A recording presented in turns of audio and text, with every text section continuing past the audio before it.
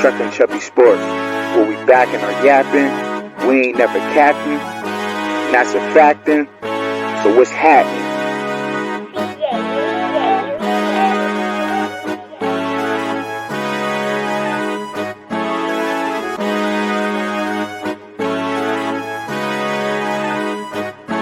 This ain't the coaches and pros, the X's and O's. This is the fans' point of view and what you know. This ain't the coaches and pros, the X's and O's. This is the fans' point of view and what I know. This ain't the coaches and pros, the X's and O's. This is the fans' point of view and what we know. This ain't the coaches and pros, the X's and O's. This is the fans' point of view and what we know. So let's go.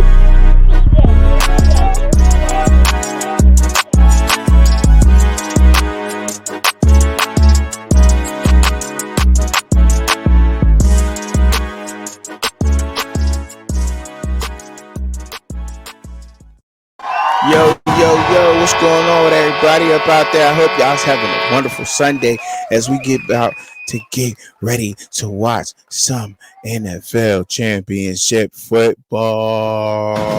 Let's go. So, we are about to get up into the SEC breakdown running back edition here on Sports with Trek and Chubby. But before we get up into that, y'all, once y'all go ahead, hit that like button one time right down below on this side here over. Go ahead, hit that one time for me, and then subscribe to the channel if you haven't already. If you're new here, just visiting, thank you for coming and tuning in. Subscribe to the channel, appreciate it. Now let's get up into it. So these are the running back edition of the SEC breakdown. As we all know on the screen, Jaquez Hunter said, I'm coming back, man, to work on some things with myself, and I'm about to take over. Of course, I think I'll get up into this a little bit later, but right now, standing at 5'10", 210 pounds, coming back for a senior year, Jaquez Hunter from Auburn down there. Had 159 carries for 909 yards, average 5.7 yards per carry, 7 touchdowns. Let's go. PFF offensive ranking, they gave him 77.6. Had a passer grade, 61.0. Had a run grade at 82.4. Receiving grade of 57.6. Pass blocking of 51.2. Run blocking at a 60.1. Let's go. Jaquez Hunter balling out there in Auburn. I think Auburn's coming back with a vengeance. We all know how they ended their season, but they went bowling. Didn't turn out too well in the bowl game, of course, you know what I'm saying? But Charles Kelly's coming back home down there to his alma mater to help out with those. We know how he runs those defensive backs and safeties. You can say what you want about his overall defense and defensive coordinator skills if you want to, but we know that he has touched some of the best corners and safeties. We know that they're all solid. They all got different careers fluctuating, but we know they're all solid at their positions. Correct. So we know how he give it up. You could look forward to that happening in Auburn. I'm sure a lot of his old players, they miss him too, because he knows what he's doing with those positions. Of course, that defense definitely needed some help, but with Jaquez Hunter coming back at running back and helping help that offense move the ball, he is right now statistically the best running back returning to the SEC in their team. Veteran, carried the ball well. I don't know. Is Auburn going to restore back to glory? Are they coming back? You know what I mean? Because they won 6 last year. So can they build on? Can they add 1 or 2 more wins up on that? Possibly try to get up in there as a top 15 seed or something. You know, we don't know. Hopefully they will. We'll see what's going on with that. But Jaquez Hunter, better be watching out for him, because he one of them running backs that'll ruin your season. You hear me? Do you hear what I'm saying to you? Next running back, round of applause for this young man right here, standing at Foot 11, 200 pounds, coming back senior year. Montrez Johnson Jr.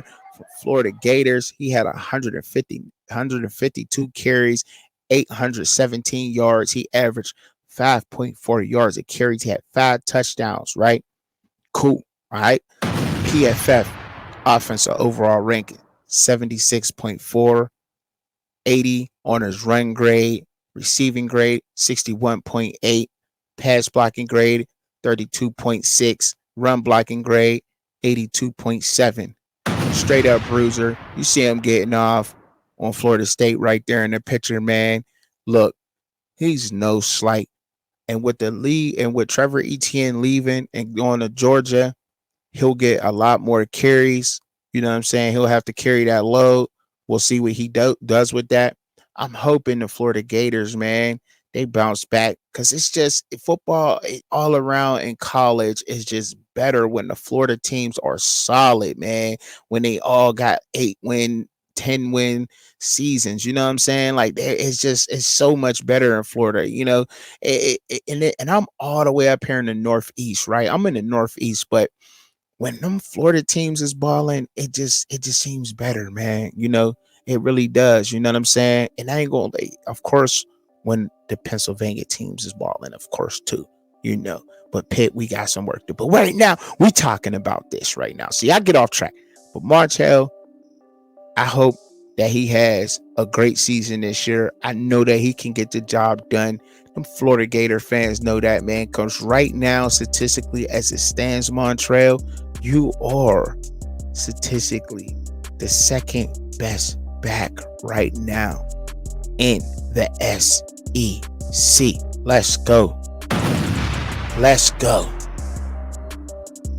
Now, Trevor Etienne. With the departures of Dajuan Edwards and Kendall Milton, Trevor Etienne stepped in. They went and got him. Kirby said, we need a back. Florida got 2 of them. We got to try to get one. Trevor went over. They went to get Trevor. He jumped to the portal. He going to Georgia. Also, I don't understand why he did that. I'll get into that after I tell you about Trevor Etienne. Let's get into it. Standing at 5'9", 205 pounds, had 131 carries on the season, 753 yards. He averaged 5.7 yards per carry. He had 8 touchdowns on the season. PFF gave him an offensive ranking of 82. He had a passer rating, 72.1. Gave him a run grade of 85.4. Gave him a receiving grade of 65.9. A pass blocking grade of 23.9. And a run blocking grade of 55.6. Now, you're wondering, why did he make the move to Georgia? I know a lot of people wasn't happy about that, but I believe this young man is very smart, and this young man made the right decision for his career moving forward, and his draft stock is going to jump up, not because he went to the Georgia Bulldogs and they're going to be contenders for the college football playoff championship. No, it's not because of that. And if that's what you're thinking, I mean, I'm sure that is part of the reason, but that's probably the last reason on his mind. He's trying to build up his pass blocking grade. That's what he's trying to do right now. If you notice and you go look at the other running backs, such as Milton and Edwards, they're very high on pass blocking, right? That means the development as far as running backs pass blocking in Georgia is legit. It is very outstanding, and he wanted to go there to up his pass blocking grade, if you ask me. Right now, his pass blocking grade is at a 23.9. That's very, very low. You know what I'm saying? Consider when you look at somebody like Edwards, 74.1, and you get looking at Milton with a 72.2. That is exactly why he made that. I need to be a well-rounded back. As soon as I get this pass blocking down at Georgia, my draft stock is going to jump through the roof, and there'll be no doubt that he'll probably be a first-round back this year. Not because of the move of going to Georgia, but getting the development at Georgia, what's down there, okay?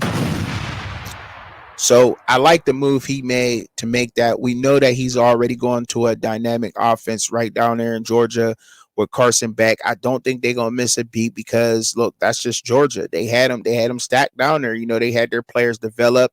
They had a lot of 4 and 5 star players develop. I don't think we're gonna start seeing a turnaround in Georgia until maybe next season or the season after that.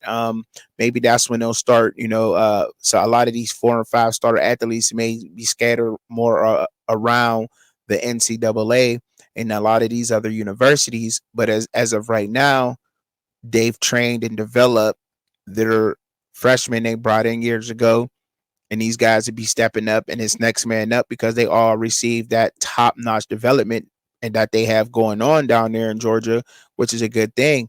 For a lot of college athletes, sometimes to stay put when you're in a program such as that is well for you in the end because it's proven that the development there is awesome, right? They're always on top.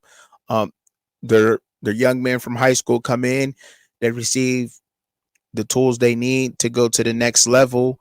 And it's proven time and time and time again, even if when they weren't winning championships, they were still high draft guys because of the development they received at that level. So I believe that's why he made that move to Georgia. Everything else will jump up. His run blocking and his pass blocking would definitely get the help he needs down there in Georgia. So great move for Trevor Etienne. And I can't wait to see what he's about to do down there with them Georgia Bulldogs. All right. So who do we have next on the list? Julius Bentley. Now, he didn't declare for the draft. In my opinion, I believe that was smart for him too, because in the league, I will get to talking about this after we talk about the next 2 backs. Then I'll go into my rants. But for right now, I just want to give y'all their stats and their grades. Okay. So stand at 5'11, 200 pounds. Julius Bentley, Ole Miss. He had 95 attempts, 540 yards. He averaged 5.7 yards per carry. He had 4 touchdowns on the season. PFF gave him an offense grade overall ranking of 87.4. Gave him a run grade at 89.5, receiving grade at 69.2, pass blocking grade 49.3, run blocking grade 56.0. All right. Give him a round of applause, ladies and gentlemen. Because why am I moving on to the next back so fast? Well, because he's at Ole Miss too. They got him a nasty 1-2 punch going on down there. I don't know what's going. Y'all better not be sleeping on Lane Kiffin and Ole Miss, man. I'm just telling you, man. Listen to what I'm saying. And I know a lot. Listen, I'm gonna talk about it afterwards. Logan Diggs, man. Big back, man. He about to get this thing popping. He said, I'm not missing a beat right now, man. I ain't missing nothing, man. What is we talking about here? All right. Logan Diggs, right now, he had 100. Last year, he had 119 carries, 653 yards. He averaged 5.5 yards per carry, 7 touchdowns. PFF gave him an overall ranking of 78.2, run grade at 86.9, receiving grade at 48.7, pass blocking 42.0, and a run blocking grade of 47.9, standing at 6'1", 215, right? Good back. Coming back for a senior year. Julius Bentley he has his extra COVID year. Logan Diggs is senior year. He was up at Notre Dame. Julius Bentley came from SMU. Why do you think these backs are coming back? Well, I think it's a good choice for them right now to come back because they're not in the top 15, top 20 backs. You know what I mean? Not only that, it's just because they have some things to work on. Moving on to the next level in the NFL, you have to your receiving grade should be high. It should be decent. You know what I mean? I believe Julius Bentley has the receiving grade for the NFL. Got the speed, right? Was the one thing he has to work on from the stats that I just read you. The pass blocking. That is important at the next level for the NFL. You know what I'm saying? Your pass blocking, it means a lot to that. That is almost, I could almost say without a doubt, if you have a high pass blocking grade, you are draftable immediately. Period. You need that. And blitzes, when a hot route and when a quarterback calls for a hot route audible, you need a running back that can chip or that can block very, very well and give you that extra second, because that means a lot. Even a half a second means the difference between the incompletion, the pass being on point, and it not being there. Um, so these two backs coming back and linking up down there with Lane Kiffin and Ole Miss is great. So they can work on that, because Ole Miss does also have a great development program for their backs. And Lane Kiffin, he knows what he's doing. He built an amazing staff down there. Now, what I was getting ready to get into about Ole Miss and Lane Kiffin, I hope people are not sleeping on him. I know they're a hot thing for a lot of people, but for you people who don't know, and for those watching that may not know a little bit about, the analytics, or the ins and out of football like that, right? Or whatever you have it. Lane Kiffin built this off just so far in the portal all-star team. Now, will they be able to gel together, work as a team? That is the biggest thing. Because right now, as it stands on paper, Ole Miss is the team to beat in the SEC, in my opinion. They are. Now, I know Georgia got a squad. They got a lot of their core players. And I think that's what sends Georgia and keeps, and for a lot of the experts out there, and they keep Georgia at number one, is because Georgia's core is Georgia's core. They're not grabbing a lot of pieces out of the portal to help build their team, such like as Ole Miss and Lane Kiffin. However, Lane Kiffin just did not go and grab any old people out of the portal. He grabbed the best. He grabbed the best, or damn near the best. They're right there, man.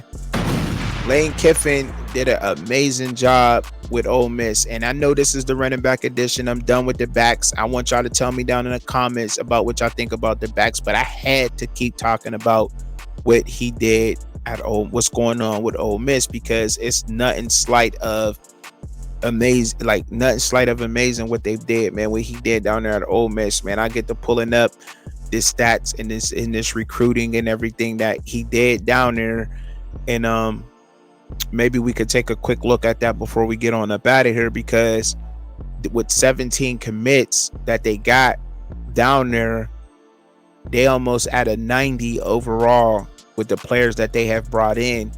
And I know so many people talked about it, but they're grabbing the best. We know this. They grabbed up when the 3-star ranked lineman Nate Kalpo is better than that, if you ask me. Why do I say that from Washington? Because he just is, man. I'm gonna share it real quick. I'm gonna share this with y'all real quick, because so y'all can see it on the screen. Hope that y'all can see it. Let me make sure. Okay. So yeah, there it is. Nothing short of amazing, yeah, ladies and gentlemen. Just nothing short of it. Let me make sure that I can get it up a little bigger. All right, that's cool. You know what I'm saying? When you get to looking at this guy from interior offensive lineman from Washington, yeah, don't get twisted up in these 3 stars, because let me tell you, the Pac-12 had some damn good defensive linemen last year. A lot of their defensive linemen and their offensive linemen will go in the first round of the draft, or high rounds in the draft this year, believe it or not. So if they face that competition and played on them rosters, Ole Miss is building up something fantastic. I'm telling you, they are. And not only that, you can say, okay, well, these guys didn't get enough burn, whatever you want to say. They'll be going against some of the best defensive linemen in college football. Yes, they will. And we all know this. And they'll be getting the reps they need at practice against the best offensive linemen and the defensive lineman in the league. Prince Young from Florida. We know what he do. He's a freak. Fast. Edge is a hybrid outside linebacker, defensive end. That's what the edge is. They're both. They can play both positions. You could put them at defensive end in a 4-3 base, And you could put them on a wide nine technique. They could play the wide nine technique, or they can go to outside linebacker, depending on whatever the defensive scheme may be. Okay, that's what that is. That's what he is. Prince U, great defensive player, great pickup for Ole Miss. All right, and why I'm talking about Ole Miss? Obviously, they're the hot team and everything else, but I'm trying to explain to everyone out there why Ole Miss can easily be ranked over, and maybe they can be beating Georgia this year and Bama. They can be the kings of the West right now. I'm telling y'all this right now. The ad of a cornerback like Trey Almost there. We know what he does well, and we know what he needs to work on, right? We've seen him play at Alabama. Adding him to this already defense, as long as they can gel and get things together, they'll be fine. They will be fine. It's just the gelling and getting to know each other and everything else. But they all know, because they're they're superstars. Let's just call it what it is, flat out. All right. Antoine Wells, receiver coming from South Carolina. I thought he would have had a whole better year than what he had. Obviously, injuries happen.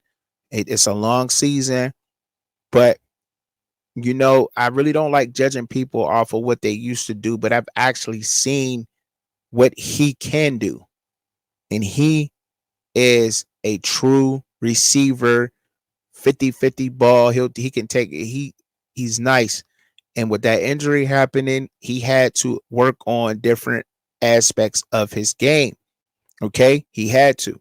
He just had to work on different aspects of his game, his route running and everything. I can't wait to see how crisp it is this year, and if he actually worked on those things and got it together, because if he did, watch out.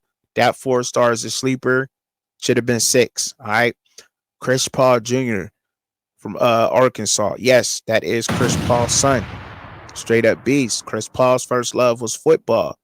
Chris Paul didn't want to play basketball. He loved football more than basketball. Just so that happened that he was so much of an athlete. He played that.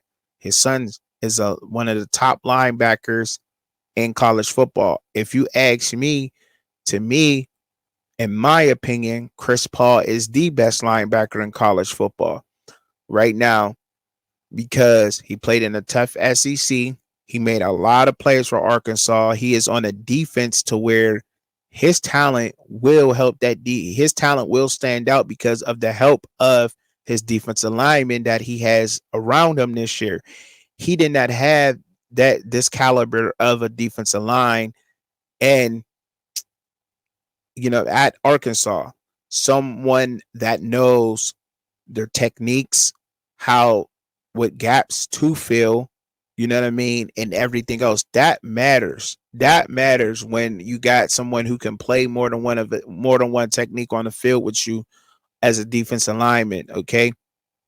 Such as a Walter Nolan being on a defensive lineman. That's what makes him such a threat, because he can move all around down on that defensive line. When Walter Nolan goes into the draft, he will be a top or the top draft pick on the defensive line, period, point blank. Ole Miss, Lane Kiffin just wind up to grab him up. This is what I'm saying. We know what we're going to get out of Walter Nolan. You know what he's going to get out of him. You already know this. This is no fluke. This is not what it is, okay? This is just what it is. It's a fact. And with somebody in front of him and back at him like Chris Paul Jr., he can worry about focusing on his job, disrupting the backfield, getting behind that line, disrupting the quarterback and the running backs behind the line, and not having to worry about chasing somebody down the field because Chris Paul's behind him. And we'll see that in effect. And I could just speak on just them two, let alone you get a Jaquan Scott, Southern Miss. They're getting reps versus guys like this. Tight end from Virginia Tech and Daquan Wright right here. You know what I'm saying? They're all getting reps with the best of the best right now, yo. And that matters a lot. That matters so much. These guys are balling. Banks, Southern Alabama, going to Ole Miss. Yes, I know you're like, oh well, this is a group of 5, but it's a skilled position. It's a defensive skill position in my eyes. A safety is the equivalent of a wide receiver in my eyes. You know what I'm saying? So safeties, wide receivers, running backs coming from group of 5, I think that works better. But when you start going into the heavier positions such as defensive linemen and linebackers, I think that they will struggle in the Power 5. And I know we're talking about the SEC. You know what I mean? But I think that's at that level. That's what happens, in my opinion. All right, I'm entitled to that. All right, right, cool. But I do believe that, and I'm sure some experts say, yeah, you're right on that. Group of 5 defense and offensive linemen are totally different from Power 5 offensive defensive linemen. If they have the weight and the size and the work ethic, I'm sure that they can do well. But yes, facing a different kind of competition and learning more of the technique, because it's not all just size and strength. It's technique. Technique matters at this level. It's the little things that matter, the little tedious things. Technique, a spin, your hand fighting and stuff like that. Just little things you may not notice, and somebody like Walter Nolan has. And going against him at practice is going to do justice for a lot of these guys. Now, they did lose some people to the portal, but let me tell you though, they've also gained a lot. They've also gained a whole lot. And these guys jumped in the portal, and I think they replaced them well. Shout out to Lane Kiffin and Ole Miss, man. To me, on the West, right now, I think that you got to roll with them. Alabama, I don't think they're going to miss too much of a beat, because I think Washington and Kalen DeBoer, I think Debo actually built that Washington team very tough. He built that team very tough, and I think him taking that to the Alabama is perfect to me, because looking at it in a wide-eyed lens and everything, Debo had Washington tough in the Pac-12. They played tough games. They came out, they faced a lot of adversity in them games, and they still came back and won. They played tough defense, and you need that to carry over into the SEC. I think the SEC fits Debo more than what the Pac-12 was. To be honest, I think that's more Debo style. I don't think he'll miss a beat. Him getting everything going on down there and getting the kids down there, they got all the development down there, same trainers, same development and everything. And I think that should attract more guys back to Alabama. And after Debo goes ahead, a lot of people think that maybe Debo won't have the season that, and go back and be ready for a national championship. Maybe not, because they lost a lot of their key players, with Coach Saban being gone. But I think Debo will do decent this year with Alabama. Do I think that they'll be the Kings of the West? No. I got Ole Miss being the Kings of the West. I got Alabama, and believe it or not, Mizzou, like right there, neck and neck, right behind Ole Miss in the West. But the East, of course, I got Georgia standing tall in the East.